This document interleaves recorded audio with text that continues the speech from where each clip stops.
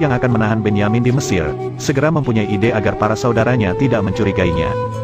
Dia kembali mengingat di saat kecil dulu, saat dijadikan budak oleh Bibi Faiha, saat mencuri sabuk dari Nabi Ishak. Hal itu menjadi idenya untuk menahan Benyamin di Mesir. Ketika akan meninggalkan Mesir, datanglah Rudamun bersama dengan para pengawal menghentikan mereka semua. Rudamun mengatakan, jika telah terjadi pencurian di istana bendahara, dan dia menuduh salah satu orang dari Kan'anlah pelakunya. Rudamun menyuruh sang pencuri untuk mengakuinya sekarang, agar masalah ini cepat terselesaikan. Mereka pun menyangkal, jika mereka datang hanya untuk membeli gandum, tidak untuk mencuri. Rudamun lalu menanyakan, jika memang dia menemukan barang curiannya pada mereka, apa hukuman yang layak untuk si pencuri? Rudamun juga menyarankan, jika dia akan memakai hukum yang berlaku di masyarakat Kan'an, yaitu barang siapa yang mencuri barang milik seseorang, maka seseorang itu berhak memperbudaknya selama 4 tahun. Setelah mendengar hukuman itu, Rudamun pun langsung mengecek barang bawaan mereka satu persatu. Ketika sedang diperiksa, penjaga menemukan piala milik Yuzarsif ada di gandum milik Benyamin. Hal itu membuat semua orang Kan'an terkejut. Terlebih lagi Bani Israel yang tak menyangka, jika Benyamin telah mencuri. Benyamin langsung dimarahi oleh kakak-kakaknya, jika dia telah berbuat keterlaluan kepada bendahara Mesir yang telah memperlakukan mereka dengan baik. Tak lama datanglah Yuzarsif, dan menanyakan apakah ini balasan dari kebaikannya kepada mereka semua. Yahuda langsung mengatakan, jika tidak aneh jika Benyamin mencuri, sebab kakaknya juga dulu adalah seorang pencuri sabuk dari kakek mereka saat kecil. Yuzarsif yang mendengarnya malah balik menceramahi mereka, karena hanya Allah lah yang tahu kebenaran tuduhan ini atas saudara mereka. Setelah Benyamin dibawa pergi oleh Yuzarsif, Bani Israel mulai kebingungan, bagaimana mereka akan pulang jika tanpa adanya Benyamin. Lawi lalu mengatakan, jika inilah hal yang dikhawatirkan oleh ayah mereka. Lawi lalu juga sempat marah kepada Yahuda, karena telah mengatakan hal-hal yang tidak-tidak tentang tuduhannya terhadap Yusuf, yang dulu mencuri sabuk dari kakek mereka Nabi Ishak. Lawi sebenarnya tahu jika Bibi Faiha lah yang memakaikan sabuk itu kepada Yusuf. Dan mungkin saja, ada orang lain yang menaruh piala itu di dalam muatan Benyamin, sama seperti apa yang dilakukan oleh Bibi Faiha mereka dulu. Lawi terus memarahi saudara-saudaranya, karena sekelompok anak Nabi telah menuduh saudara mereka mencuri, dan tidak mau bertobat sampai saat ini. Dia lalu mengajak Bani Israel, untuk menghadap kepada Yuzarsif, untuk membawa pulang Benyamin dengan cara apapun. Ketika mereka sampai di istana, Malik dan Mimi Sabu tetap menjalankan rekayasa itu. Seolah-olah kejadian ini memang terjadi, yang membuat Bani Israel percaya, jika memang Benyamin adalah seorang pencuri. Ketika mereka bertemu dengan Yuzarsif, dia mengatakan bahwa Benyamin akan dijadikan budak olehnya sesuai tradisi dari Kan'an. Lawi lalu mengatakan, jika Yuzarsif sudah banyak mempunyai budak, kenapa harus menjadikan Benyamin sebagai budak? Yuzarsif lalu mengungkapkan, jika dia sebenarnya tidak membutuhkan seorang budak, yang dia butuhkan adalah penyesalan orang yang telah berbuat salah, agar orang itu tidak mengulangi kesalahannya lagi. Karena Benyamin belum mengakui kesalahannya, maka dia harus dihukum terlebih dahulu. Yahuda lalu mengungkapkan, jika Benyamin harus bertobat saja, maka masalah akan selesai. Akan tetapi Yuzarsif malah balik mengatakan, jika bertobat tidak akan semudah itu. Karena dia mengenal sekelompok orang yang bersalah, akan tetapi mereka belum bertaubat sampai sekarang. Perkataan itu sontak menyinggung Bani Israel yang juga merasa, bahwa mereka juga belum bertobat sampai saat ini. Mereka pun lalu keluar dari istana sambil merasa kebingungan. Bagaimana mereka akan pulang ke Kan'an tanpa adanya Benyamin? Di sini Lawi mulai sadar, dan jika seharusnya dari dulu mereka semua sudah bertobat saat menzolimi Yusuf. Dan sekarang ditambah lagi mereka kehilangan Benyamin, yang membuatnya merasa bahwa Bani Israel adalah sekelompok orang yang sangat buruk.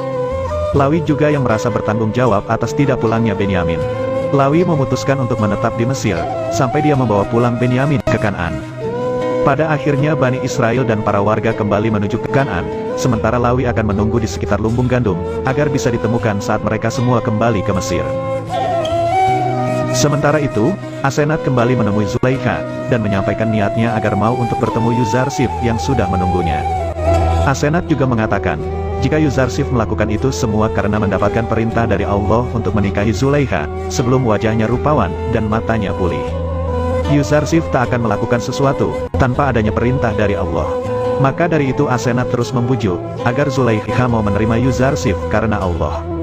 Zulaikha pun mengungkapkan, andai hasrat dan geloranya masih seperti dulu, mungkin dia akan langsung menerima Yuzarsif, akan tetapi sekarang dia sudah menemukan cinta sejatinya yaitu Allah Subhanahu wa Ta'ala. Namun itu adalah perintahnya, maka Zulaikha pun harus mematuhi semua perintahnya. Singkat cerita, akhirnya Bani Israel dan para warga sampai di Kan'an, mereka yang telah ditunggu oleh para keluarganya. Saat mereka menemui Nabi Yakub, dia langsung menanyakan kenapa semuanya tiba-tiba terdiam tanpa mengucapkan apapun. Dan para istri juga menanyakan keberadaan Lawi serta Benyamin, yang tak ada dalam rombongan. Yakub pun langsung menyangka jika telah jadi apa-apa kepada kedua anaknya itu. Namun Ruben langsung menjawab, jika Benyamin dan Lawi dalam keadaan baik saja.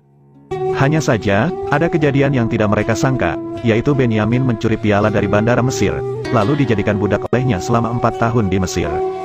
Sementara Lawi, malu untuk pulang karena dia bertanggung jawab atas Benyamin, dan tak akan pulang ke Kan'an tanpanya. Yakun pun langsung menyangkal perkataan anak-anaknya itu, jika Benyamin telah mencuri.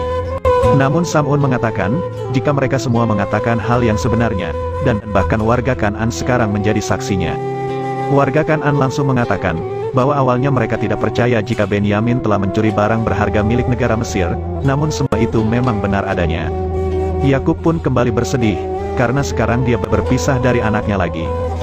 Bahkan setelah Yusuf, sekarang giliran Lawi dan Benyamin.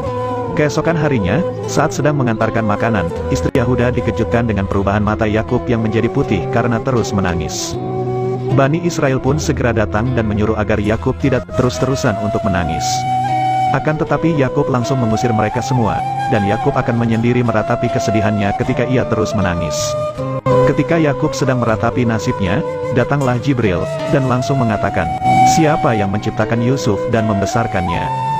Jibril lantas mempertanyakan, kenapa Yakub terus bersedih kehilangan satu anak, padahal dia memiliki 11 anak lainnya. Yakub pun mengatakan, jika Allah yang telah menciptakan Yusuf, dan Yusuf tidak bisa digantikan oleh 11 saudara lainnya, karena Yusuf adalah wali Allah dan juga imam baginya. Jibril langsung mengatakan, jika Allah itu pencemburu, dan tidak ingin Yakub menduakannya walaupun hanya sehari saja. Seketika Yakub pun langsung sadar, jika selama ini dia telah berlebihan meratapi kehilangan Yusuf, dan akan mulai bertaubat kepada Allah. Jibril menanyakan tentang kejadian yang dialami oleh Nabi Ibrahim, yang telah mengorbankan anaknya Nabi Ismail. Allah pun mengembalikan Nabi Ismail, saat Nabi Ibrahim mengorbankan anaknya di jalan Allah. Perkataan itu langsung membuat Yakub sadar, bahwa dia belum mengorbankan Ismailnya kepada Allah, dan mungkin saja karena itu ia belum bisa bertemu dengan Yusuf sampai saat ini. Mulai dari sekarang, dia bersumpah di hadapan Allah, jika telah merelakan kedua anaknya. Sebelum pergi, Jibril mengatakan jika ini mungkin akan menjadi akhir penderitaan, dan awal kebahagiaan bagi Yakub. Jibril juga menyuruh Yakub untuk menyelidiki kabar Yusuf, serta peristiwa-peristiwa penting di Mesir. Dia pasti akan menemukan secercah harapan di sana. Setelah itu Yakub pun bersujud, dan meminta maaf kepada Allah, karena telah berlebihan mencintai Yusuf dan juga menduakan Allah.